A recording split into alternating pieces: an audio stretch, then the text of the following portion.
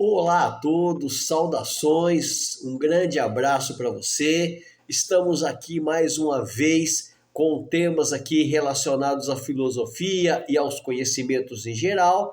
E hoje eu irei falar sobre etos, patos e logos, que são instrumentos ou arte de convencer o público.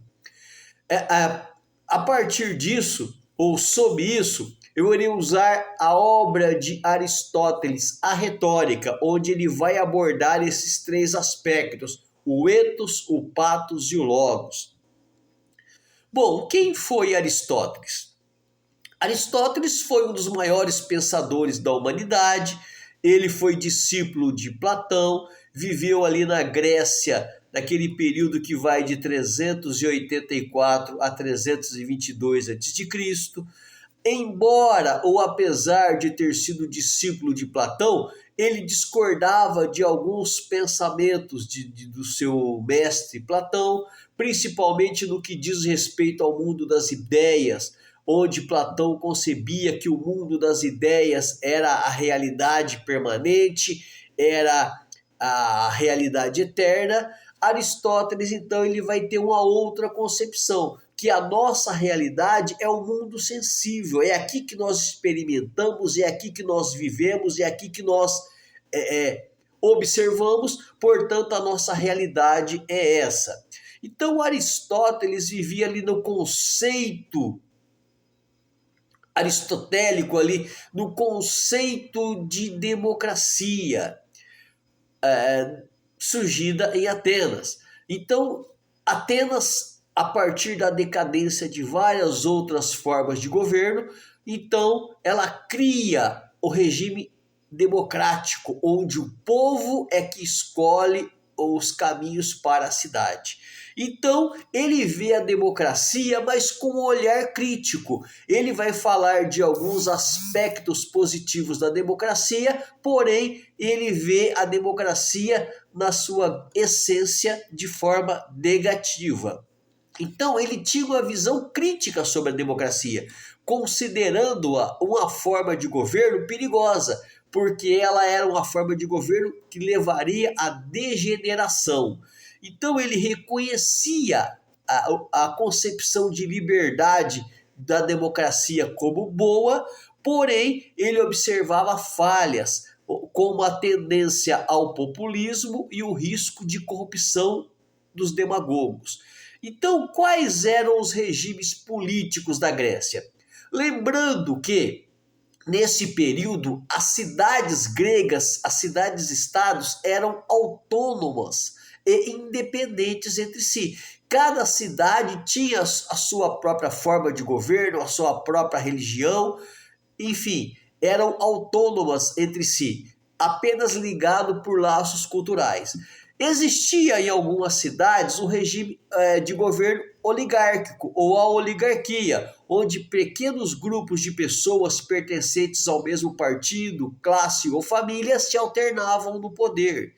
Existia em outras cidades-estados a aristocracia, que era governo formado por nobres, pela elite.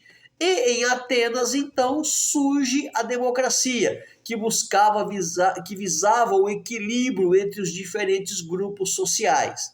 Aristóteles não defendia nenhuma dessas formas de governo, nem a oligarquia, nem a aristocracia e nem a democracia.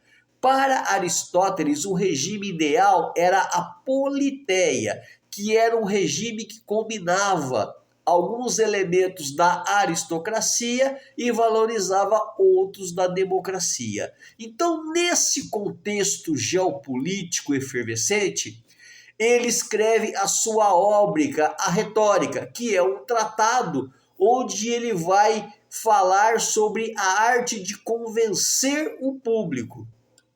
A arte de falar bem e convencer com eloquência, que era fundamental para o jogo político de Atenas. Então, na Grécia Antiga, a retórica, a arte de influenciar, era um meio muito utilizado pelos políticos, pelos filósofos e pelo mundo jurídico em geral.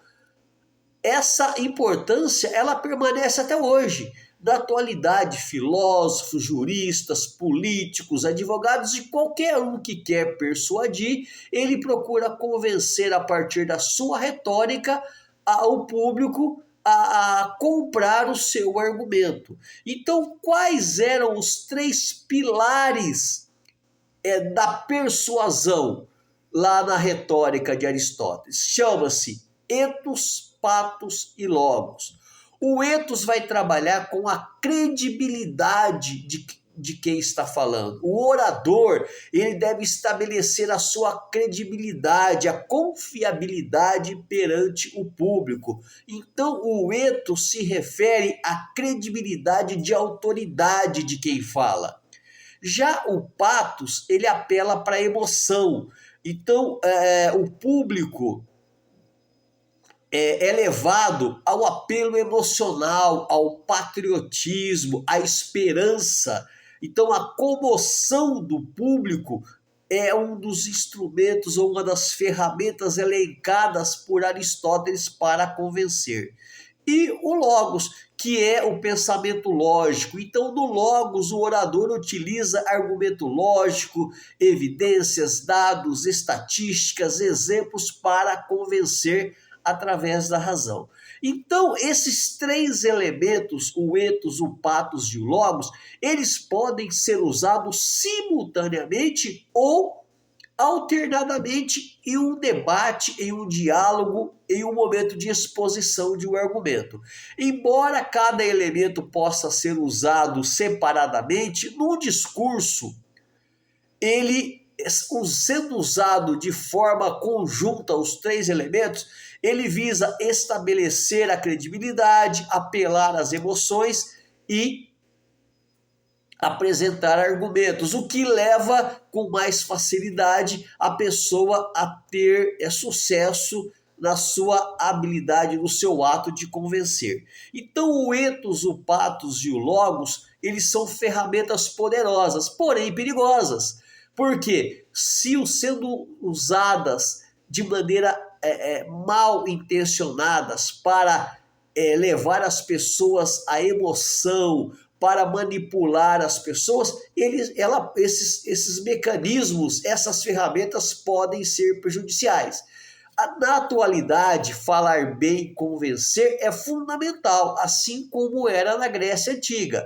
E esses elementos, o ethos, o patos e o logos, eles podem contribuir sendo usados legitimamente para ensinar, para apresentar um argumento bem intencionado, um argumento bem fundamentado, com boas intenções, porém o risco é ser usado por golpistas, por pessoas mal intencionadas que visam apenas tirar proveito da retórica e da arte de falar bem para se dar bem na vida.